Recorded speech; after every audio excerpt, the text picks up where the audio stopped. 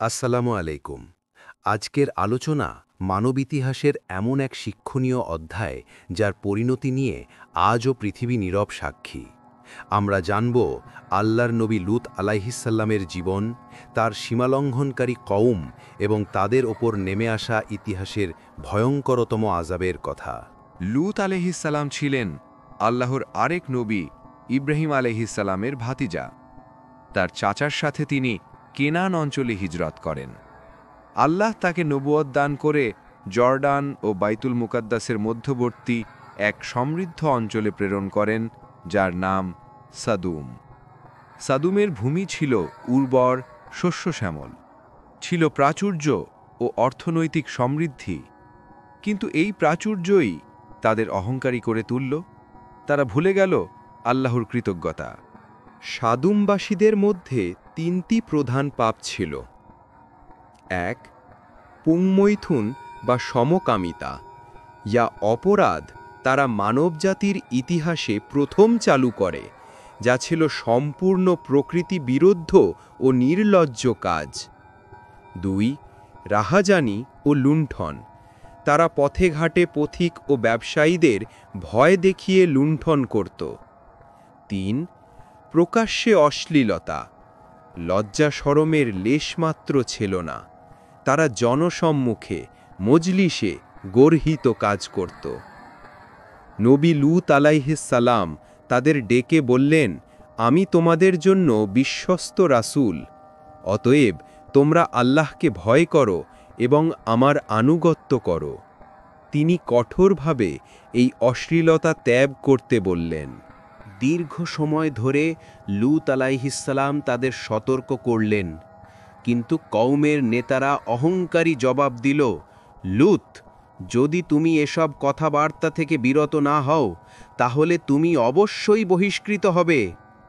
তাদের ঔদ্ধত্য এমন পর্যায়ে পৌঁছালো যে তারা লূত আলাইহিসসালামকে উপহাস করে বলল, এদেরকে শহর থেকে বের করে দাও, এই লোকগুলো খুব পবিত্র থাকতে চায়।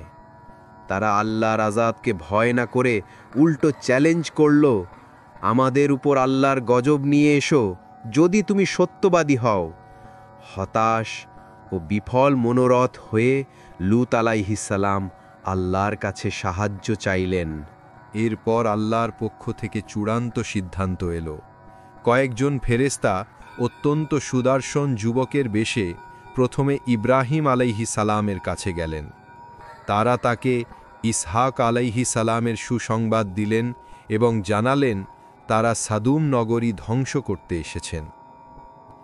ইব্রাহিম আলাইহিসসালাম তার ভাতিজা লূত আলাইহিসসালামের জন্য অনুরোধ করলে ফেরেশতারা নিশ্চিত করেন লূত এবং তার পরিবারকে অবশ্যই রক্ষা করা হবে, তবে তার স্ত্রী ব্যতীত সে ধ্বংসপ্রাপ্তদের অন্তর্ভুক্ত হবে। কারণ লূত আলাইহিসসালামের স্ত্রী গোপনে এই কওমের পাপাচারে সমর্থন করত ও খবর পাচার করত। ফেরেশতারা এরপর লূত আলাইহিসসালামের গৃহে এলেন।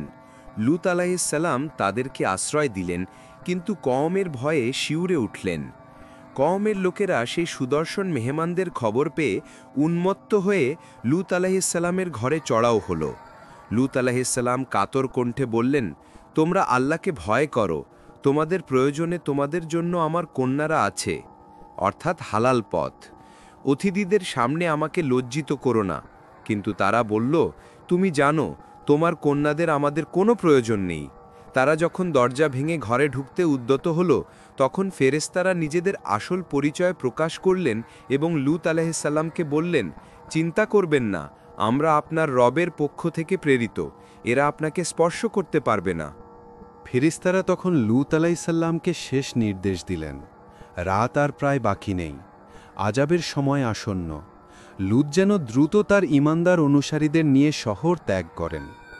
নির্দেশটি ছিল স্পষ্ট ও কঠোর, আপনারা সামনের দিকে এগিয়ে যান, কেউ যেন ভুলেও পিছন ফিরে না তাকায়।